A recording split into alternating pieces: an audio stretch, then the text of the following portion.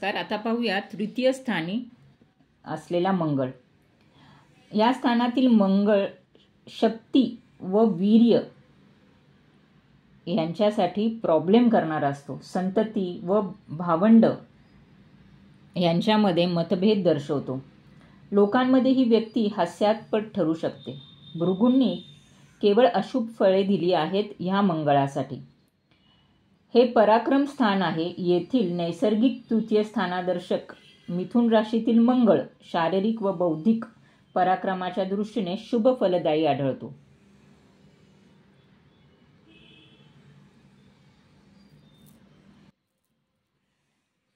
पण जर स्पोर्ट्स किंवा स्पोर्ट्समॅन असतील तर ह्यांना ह्या मंगळाचा उपयोग चांगला होतो.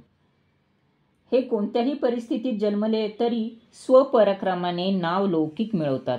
लढाऊ वृत्तीने परिस्थितीवर मात करतात.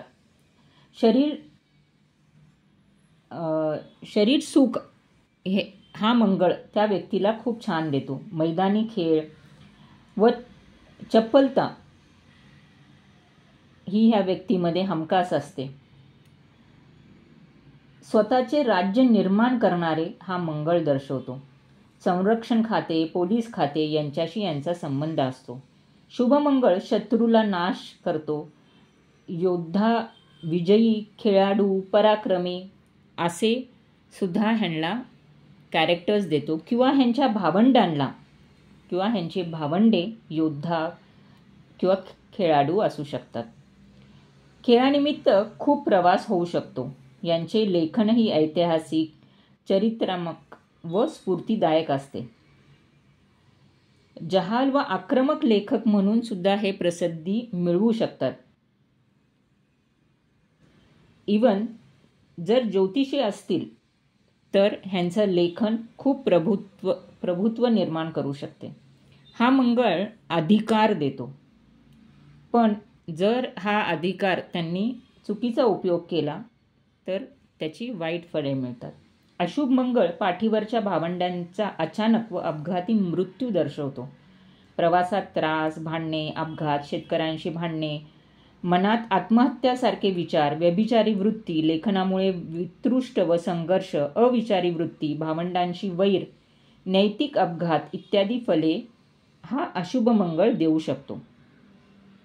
या स्थानाच्या कानावर अंमल असल्याने उष्णतेमुळे कान ठणकतो. जर ह्या मंगळाबरोबर दुसरा एखादा पापग्रह असेल तर कानाचा प्रॉब्लेम किंवा बहिरापण येऊ शकते. शक्ती व वीर्याचा अपव्यय होऊ शकतो.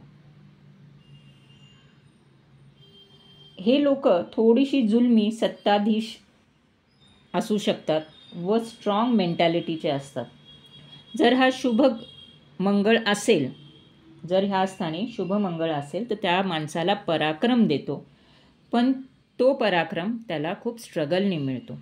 स्पोर्ट्समन, लीडर, लेखक, ज्योतिष ह्यांची जी कामगिरी असते ती खूप प्रखर असते. हे नाव लौकिक स्वतःच्या पराक्रष्टाने मिळवतातच. पण हा जर मंगळ अशुभ असेल किंवा पापग्रहांमध्ये पीडित असेल तर प्रवासामध्ये भावंडांना किंवा भांडखोरपणा ही वृत्ती देतो.